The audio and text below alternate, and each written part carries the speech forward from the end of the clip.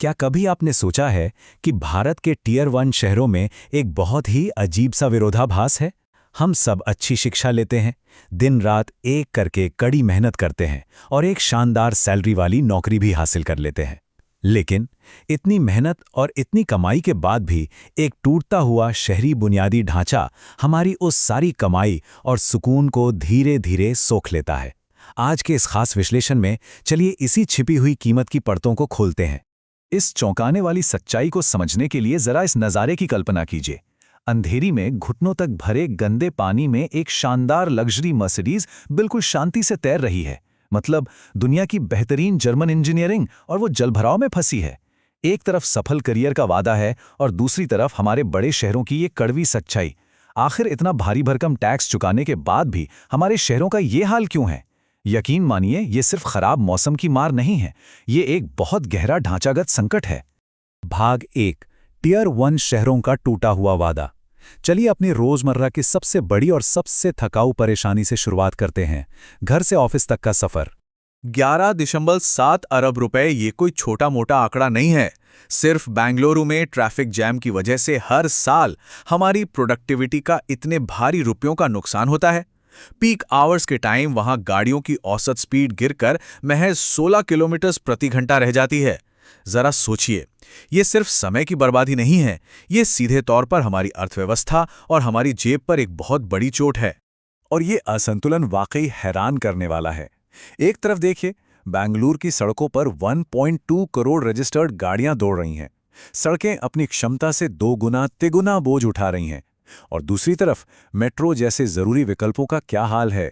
14 से भी ज्यादा सालों के इंतजार के बाद सिर्फ 97 किलोमीटर का विस्तार हुआ है। साफ है कि बुनियादी ढांचा इस बेतहाशा मांग के आगे पूरी तरह घुटने टेक चुका है। भाग 2, हाउसिंग का बनाया हुआ जाल। सड़कों के धुएं और ट्रैफिक से हटकर अब इस मुद्दे की दूसरी परत को हटाते हैं, जो हमारी जेब पर सबसे बड़ा डाका डालती है। सबसे दिलचस्प बात तो यह है कि शहरों में असल में घरों की कोई कमी है ही नहीं। लाखों अपार्टमेंट्स पूरी तरह खाली पड़े हैं। जरा इन आंकड़ों पर गौर कीजिएगा। 2025 तक का अनुमान है कि मुंबई में करीब 1.8 लाख, दिल्ली में 90,000 और बेंगलुरु में 65,000 घर ऐसे होंगे जो बिला बिके खड़े रहेंगे। एक तरफ हम लोग सिर छुपाने के लिए तरस रहे हैं और दूसरी तरफ ये कंक्रीट के जंगल एकदम वीरान पड़े हैं। अब जरा इस खेल को समझिए। पूरी दुनिया में घर की कीमत और हमारी आय का एक सही अनुपात 3 से 6 के बीच माना जाता है। लेकिन भारत में बेंगलुरु में ये 7.8 है, दिल्ली में 16.9 है और मुंबई में तो ये आंकड़ा 31.4 तक पहुंच गया है। इसका सीधा सा मतलब है कि शहरों में घर खरीदना अब सिर्फ एक सपना बनकर रह गया है और लोग मजबूरन महंगे किराए के दुष्चक्र में फंसते जा रहे हैं। तो सवाल ये है कि जब इतने सारे घर खाली हैं तो किराए इतने आसमान क्यों छू रहे हैं? इसका जवाब मिलता है फ्लोर स्पेस इंडेक्स यानी एफएसआई जैसी नीतियों में।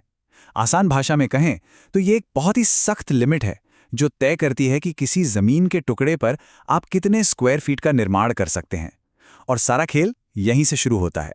होता यह है कि एफएसआई को सख्ती से कंट्रोल करने से बाजार में एक आर्टिफिशियल स्कार्सिटी या कृत्रिम कमी पैदा हो जाती है। इसका सीधा सीधा फायदा डेवलपर्स को मिलता है क्योंकि कीमतें ऊंची बनी रहती हैं, और आम नागरिक वो बस भारी भरकम किराया देकर जिंदगी भर एक तरह का हाउसिंग टैक्स चुकाता रहता है, वो भी बिना किसी मालिकाना हक के।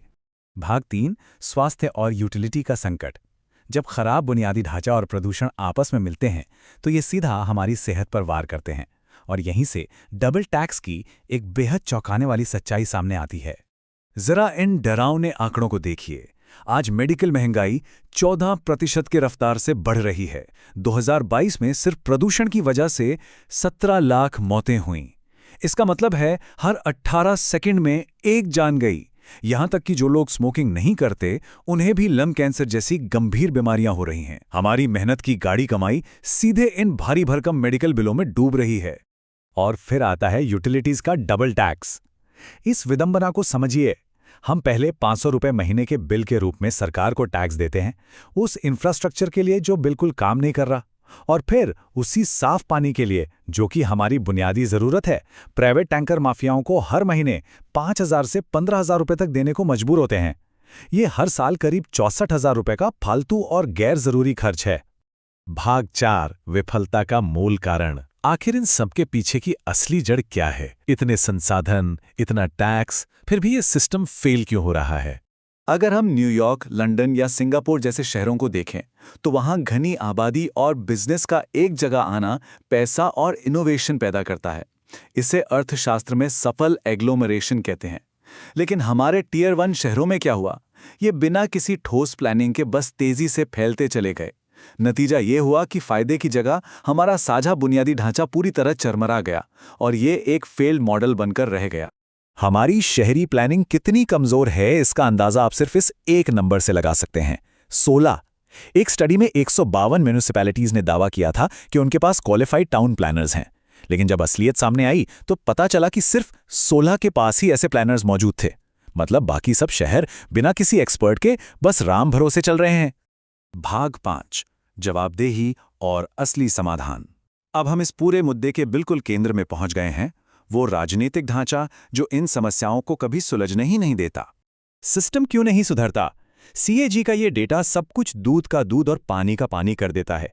ये साबित करता है कि हमारी म्यूनिसिपैलिटीज या स्थानीय सरकारें असल में पूरी तरह शक्तिहीन हैं। उनसे उनके 75% संवैधानिक अधिकार लिए ही नहीं गए। अब आप ही बताइए, जब उनके पास अपने शहर का इंफ्रास्ट्रक्चर सुधारने की पावर और फंड ही नहीं होगा तो वो हालात बदलेंगे कैसे? असली खेल ये है कि राज्य सरकारें और मुख्यमंत्री शहरों को कंट्रोल करते हैं, लेकिन उनका राजनीतिक फोकस बड़े ग्रामीण वोट बैंक पर होता है।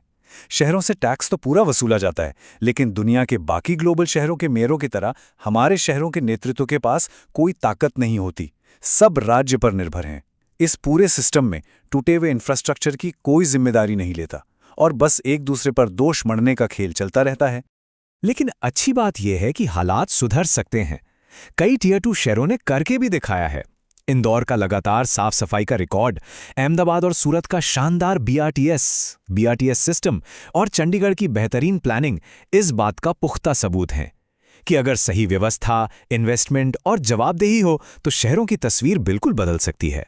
तो अब सबसे बड़ा और अहम सवाल जो हम सबको खुद से पूछना चाहिए, क्या हम यूं ही अपनी मेहनत की कमाई खर्च करके खुद को प्राइवेट, गेटेड कम्युनिटीज और महंगी सुविधाओं में समेटते रहेंगे, या फिर अब वक्त आ गया है कि इस सर्वाइवल के खेल से बाहर निकलकर म्युनिसिपल लेवल पर एक असली सिस्टम और जवाबदेही की कड़े शब्दों में मांग की जाए? इस पर जरूर विचार कीजिएगा। आज के इस विश्लेषण में हमारे साथ जुड़ने के लिए आपका बहुत बहुत शुक्रिया।